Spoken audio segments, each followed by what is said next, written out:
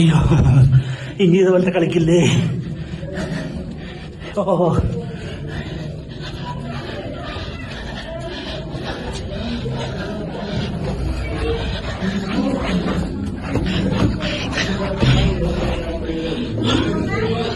Hello അപ്പാ, കായ്മക്കലിനെ പറ്റിയുള്ള അഭിപ്രായം പറയൂ.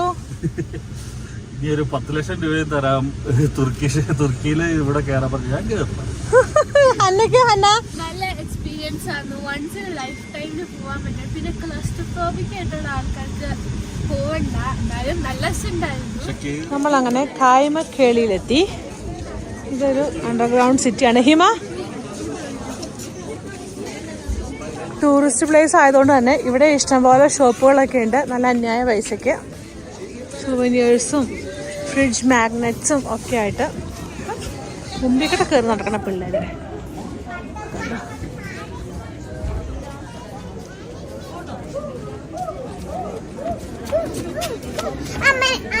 ഇങ്ങോട്ട് തുടരുത്. അങ്ങനെ പപ്പയും ഹിമാനും തുടരുതെന്ന് പറഞ്ഞേ.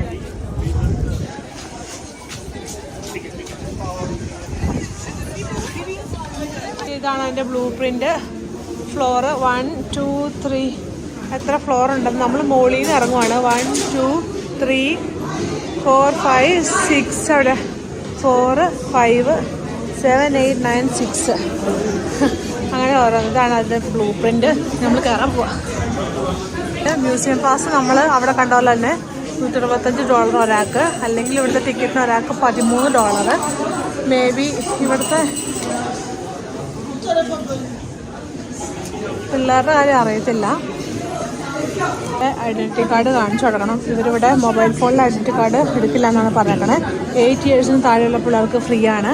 അപ്പം 3 പേർക്ക് ടിക്കറ്റ് എടുത്തു. €13 വെച്ചിട്ട് 3 പേർക്ക്. ഹന്നയ്ക്കും ജിനയ്ക്കും ഹെൽഡോയ്ക്കും എടുത്തു. ഹിമയ്ക്ക് ഫ്രീ ആണ്. ഇതാണ് കായ്മക്കളി അണ്ടർഗ്രൗണ്ട് സിറ്റിയുടെ ടിക്കറ്റ്. €13 വെച്ചിട്ട് 3 പേർക്ക്. ഇതിനകത്ത് 3 ടിക്കറ്റ് ഉണ്ട് കേട്ടോ. കാണുമ്പോൾ തോന്നുമില്ലെങ്കിലും ഞങ്ങൾക്ക് കഴിഞ്ഞ ദിവസം 2 ടിക്കറ്റ് എടുത്തുള്ളൂ. ഹന്നയ്ക്ക് ഫ്രീ കിട്ടിയായിരുന്നു. ഹിമയ്ക്ക് ഫ്രീ പാസ്സാണ്. അപ്പോൾ ഇത് നല്ല തിരക്കാണ്. നമ്മൾ എല്ലായിടത്തും കറങ്ങിയിട്ട് വന്നപ്പോഴത്തേക്ക് ലേറ്റായി. നമ്മുടെ പുറകിൽ അതിനെക്കാട്ടിലും വലിയ ക്യൂ ഉണ്ട്. അങ്ങനെ നമ്മൾ ഇതിൻ്റെ അണ്ടറിലേക്ക് കയറുവാണ്. ഇത് നമ്മൾ മുകളിൽ നിന്ന് താഴത്തേക്ക് ഇറങ്ങുവാണ്. ഇതൊരു അണ്ടർഗ്രൗണ്ട് സിറ്റിയാണ്. കണ്ണിൽ പൊടി പോയി. അങ്ങനെ കയറാൻ പോയി. എന്തിനാ ഇങ്ങനത്തെ ചെറിയ സോഫ്റ്റ് ഫ്രോക്കാണ്.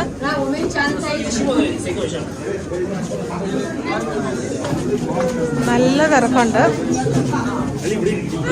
ഇതിൻ്റെ ഉള്ളിൽ കൂടെ ഒക്കെ കയറണം. ഗർത്തങ്ങൾ, ഗുഹയുടെ ഉള്ളിൽ കൂടെ ഒക്കെ. ഇതിവിടെ റെഡ് എൻട്രി, ബ്ലൂ എക്സിറ്റുമാണ്. നമ്മൾ ഗുഹയുടെ അകത്തേക്കാണ് കയറുന്നത്. ഒന്നും കാണാൻ പറ്റണില്ല. കാണാലോ, ഒരു ഗുഹയുടെ ഇതാണ് വാതില്. അകത്തേക്ക് കയറണം. കുഴിഞ്ഞൊക്കെ പോകണം. വഴി ഇത് എക്സിറ്റാണ്. ഇത് എക്സിറ്റ്. നമ്മൾ എൻട്രി ചെയ്താണ്. നല്ല തിരക്കായതുകൊണ്ടാണ് ഇത് എക്സിറ്റ്. കയറി പോയിമ. ഇത് അവര് പാറ തുറന്നുണ്ടാക്കിയേക്കണാണ്. ഈ തൂണുകളും ഒക്കെ ഇത് കാണാൻ പറ്റും. ചവിട്ടില് ഇത് ഇവര് ഇത് താഴത്തേക്ക് ഇത് കാണാൻ പറ്റും. ഇത് ഇവര് തന്നെ ഉണ്ടാക്കിയേക്കണമെന്ന് തോന്നുന്നു. എൻട്രി എക്സിറ്റും പോവാൻ എളുപ്പത്തിന് വേണ്ടിയിട്ട്.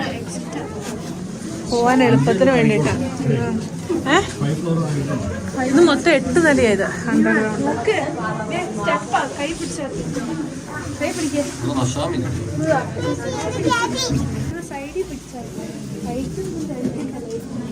ലൈറ്റ് തെളിച്ചല്ല, ഞാനിത് വീഡിയോ കിട്ടണ്ടേ. നമ്മളിങ്ങനെ നാരോ വഴിക്കടെ ഇങ്ങോട്ടേക്കൊക്കെ വഴിയുണ്ട്.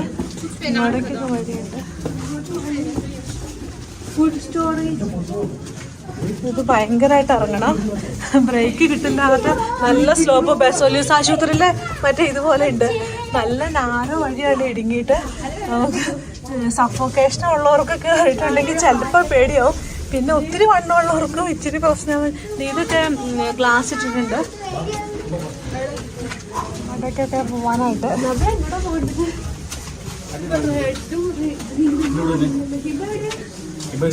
ഇങ്ങോട്ടേക്കൊക്കെ റൂമുണ്ട്. ഇവിടെ കണ്ടാ അറിയാം. റെഡ് എൻട്രിയും ബ്ലൂ എക്സിറ്റും ആണ്. അപ്പോൾ ഇൻ കേസ് നമുക്ക് എക്സിറ്റ് പോകണമെന്നുണ്ടെങ്കിൽ തന്നെ ഭൂമി കൂടെ പോയാൽ മതി. കത്താനത് അവിടെ എഴുതി വെച്ചിട്ടുണ്ട്. ആ കാണുന്നത് ചർച്ചാണ്.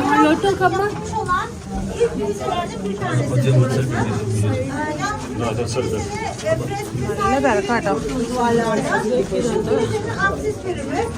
വേറെ വഴികളിപ്പോ നിങ്ങൾക്ക് ആർക്കെങ്കിലും ഭാഷ മനസ്സിലാവുമെങ്കിൽ മനസ്സിലാക്കിക്കോ. ഇത് ഇവിടുത്തെ ചർച്ചാണ്. ഇത് İsa demiş ki şarap için kanımdır, ekmek yiyin etimdir. O yüzden de bütün dini törenlerde ഇതിലേക്കൂടെ നമുക്ക് കയറി പോണം. ഇപ്പൊ പോയാലേ ഞാൻ തലയും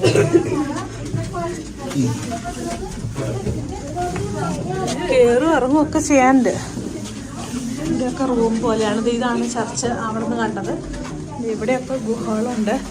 മേ ബി ഇതൊക്കെ താമസിക്കാൻ റൂം ഉണ്ടാക്കിയതായിരിക്കും. അടിയിലാ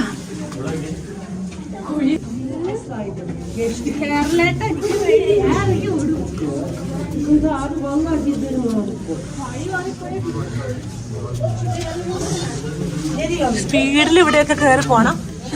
ഇല്ലെങ്കിൽ ജസ്റ്റ് മിനിറ്റ് ടെൻഷനായിട്ട് എല്ലാവരും ഇറങ്ങി ഓടിക്കൊണ്ടിരിക്കുകയാണ്. കാരണം ഇവിടെ ഭയങ്കര സഫോക്കേഷൻ ആയതുകൊണ്ട് എല്ലാവരും ഇറങ്ങി ഓടിക്കൊണ്ടിരിക്കുകയാണ്. ഇറങ്ങണ വഴികളൊക്കെ ഭയങ്കര നാരോ ആയിട്ടുള്ള വഴികളാണ്. ഇതിലും നമ്മള് പോവില്ല.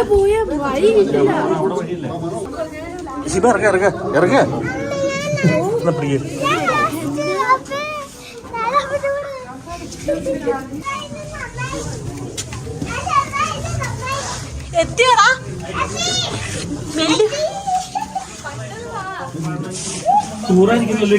ഇല്ല കുഴപ്പമില്ല. നല്ലതായിട്ട് ടെൻഷൻ വരും കേട്ടോ. നമ്മൾ വിചാരിക്കും പോലെയല്ല. ഇരുന്നിരുന്ന് വരണം. സമ്മതിക്കണം. ഞാൻ എൻ്റെ മോളിലേക്ക് കയറേ. ഇത് ഇവിടെയൊക്കെ കുഞ്ഞു കുഞ്ഞു വഴികളുണ്ട്. ഇതുപോലെ തന്നെ ചെറിയ ചെറിയ നാരോ വഴികളാണ്. നമുക്ക് ഒരാൾക്ക് കിടക്കാൻ വഴിയുള്ളൂ. ഇത് എക്സിറ്റ് വഴിയില്ല.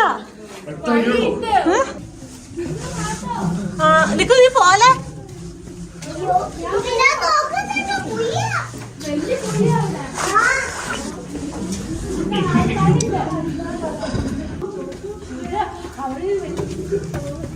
അങ്ങ് പോട്ടെ. ഞാൻ ഇവിടെ തടഞ്ഞു നിർത്താം. പൊക്കോ.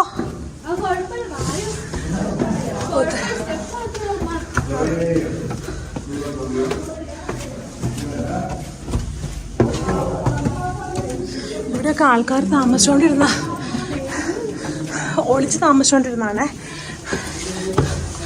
അറബ് ബൈസന്റിയൻ വാറിന്റെ സമയത്ത്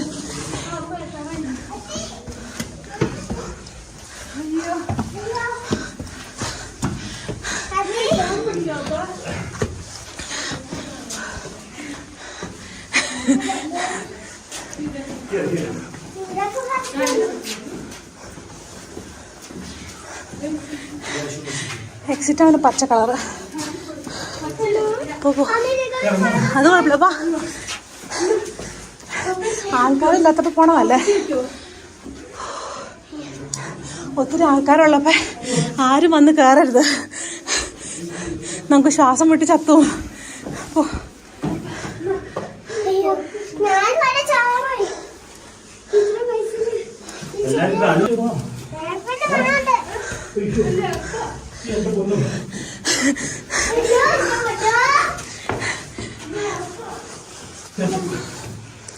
പോടാ.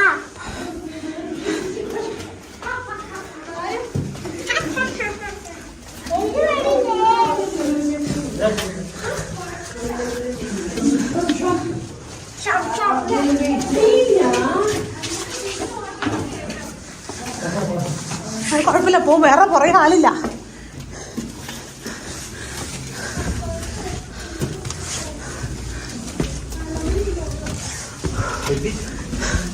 നന്നായി.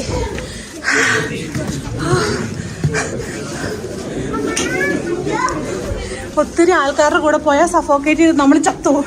എങ്ങനെ കിടന്ന് അതുപോലെ ആൾക്കാർ തടഞ്ഞു നിർത്തിയിട്ട് വേണം പോവാനായിട്ട്. പേടിയാവാണ്ട് ഒത്തിരി കുഞ്ഞി ടണൽസ് ഉണ്ട്. നമ്മൾ എത്താൻ പോവാ. ആ ഇതിൻ്റെ അകത്ത് വൈനറീസ്. ഇതാണ് സ്റ്റോൺ വാളാണിത്. ഇത് ഗുഹ അടച്ചു വെക്കണ വാള്.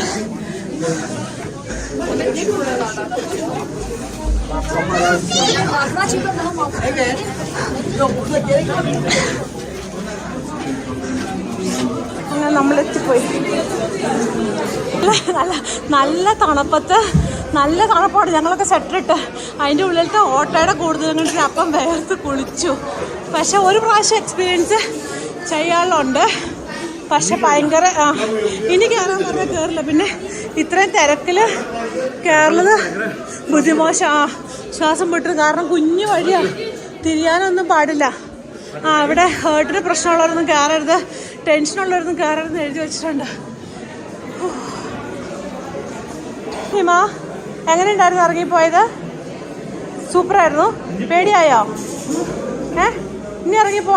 ഹിമയ്ക്ക് നിൽക്കായിരുന്നു, ഹിമയ്ക്ക് ഫ്രീ നിൽക്കായിരുന്നു, അതുകൊണ്ട് കുഴപ്പമില്ല. ഹന്ന എങ്ങനെയുണ്ടായിരുന്നു എക്സ്പീരിയൻസ്? പേടിയായോ? കുഞ്ഞു കുഞ്ഞു ടണൽസ്. അപ്പൻ എങ്ങനെയുണ്ടായിരുന്നു എക്സ്പീരിയൻസ്? അപ്പൻ ചുവന്നു. One time experience. പക്ഷെ വേറൊരു കാര്യമില്ല, നാശത്തിലേക്കാണ് ഈ പോക്ക്. ഇത്രയും പേര് ഒരുമിച്ച് പോയാൽ, നമ്മൾ ഗ്രൂപ്പിൻ്റെ കൂടെ വന്നാൽ ഏറ്റവും വലിയ പ്രശ്നം ഒരുമിച്ച് പോകേണ്ടി വരും. ഒരുമിച്ച് പോയാൽ നമുക്ക് ശ്വാസം മുട്ടും. ഞാനിപ്പോൾ ഹന്നയോട് ഒരു വഴി ക്ലിയർ ആക്കി എഴുന്നേറ്റ് നിൽക്കാൻ പാകമായോ എന്ന് ചോദിച്ചിട്ടാണ് ഞാൻ പുറകെ പോയത്, അല്ലെങ്കിൽ പേടിയായിട്ട്. അതുകൊണ്ട് വൺ ടൈം എക്സ്പീരിയൻസ് എന്താണെങ്കിലും ഉണ്ട്. കാരണം അറബ് ബൈസന്റിയൻ വാറിൻ്റെ സമയത്ത് റെഫ്യൂജീസ് ഒളിച്ച് താമസിച്ച സ്ഥലമാണിത്.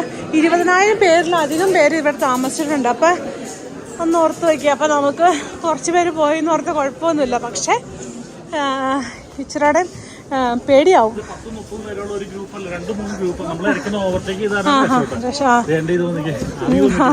നമ്മൾ ആൾക്കാരെ പിടിച്ചു നിർത്തിയിട്ടൊക്കെ പോയതുകൊണ്ടാണ് നമുക്ക് അത്രയും പ്രശ്നമില്ലാണ്ടിരുന്നത്. എല്ലാവർക്കും പേടിയാവുന്നുണ്ട്. കുറേ പേര് അവിടെ പേടിച്ചിട്ട് ഇരിക്കുന്നുണ്ട്. അങ്ങനെ ബൈ ബൈ ഫ്രം. കയറിയാൽ തിരിച്ചിറങ്ങണമെങ്കിൽ ഒറ്റ വഴിയുള്ളൂ. മൊത്തം കയറിയിട്ടേ ഇറങ്ങാൻ പറ്റുള്ളൂ. അതും വേറൊരു കാര്യമുണ്ട്. അങ്ങനെ നമ്മൾ കൈമക്കാരിന്ന് വിട പറയുകയാണ്. നമ്മളങ്ങനെ തിരിച്ചു പോകാൻ പോവാണ്. അപ്പോൾ ബൈ ഫ്രം തുർക്കി. ഹലോ അപ്പാ, കൈമക്കലിനെ പറ്റിയുള്ള അഭിപ്രായം പറയൂ. ഇനി ഒരു 10 ലക്ഷം രൂപയും തരാം തുർക്കിയിൽ ഇവിടെ കയറാൻ പറഞ്ഞു. ഞാൻ കയറുന്നു. നല്ല എക്സ്പീരിയൻസ് ആണ്. വൺസ് ഇൻ ലൈഫ് ടൈമിൽ പോവാൻ പറ്റും. പിന്നെ ക്ലസ്റ്റോഫോബിക് ആയിട്ടുള്ള ആൾക്കാർക്ക് പോവണ്ട. എന്നാലും നല്ല രസമുണ്ടായിരുന്നു. ഇറങ്ങി വരാന്നുള്ള പ്രതീക്ഷയില് ഇറങ്ങാൻ നിൽക്കണം. അതല്ല, ഒത്തിരി ഇടുങ്ങിയ വഴിയാണ്. പപ്പയുടെ ഓരം രണ്ടും ഇടിച്ചിട്ടൊക്കെയാണ് കയറി പോയത്. അല്ല, അങ്ങനെയല്ല, ടെൻഷൻ ആവും. നമ്മൾ വിചാരിക്കുന്ന പോലെ നന്നായിട്ട് കുരിഞ്ഞ് മീൻസ് ഇരുന്നിട്ട് പൊക്ക പോണം. ഹിമയ്ക്ക് ചില സമയത്ത് ഇരിക്കേണ്ടി വന്നു. നമ്മുടെ ശരീരത്തിന്റെ പെരുവിരലിലേക്ക് ഫുൾ വെയിറ്റ് വരും. ഇറക്കം നല്ല ഇറക്കമുണ്ട്. അത് മുട്ടുകുത്തിയ പോലെ.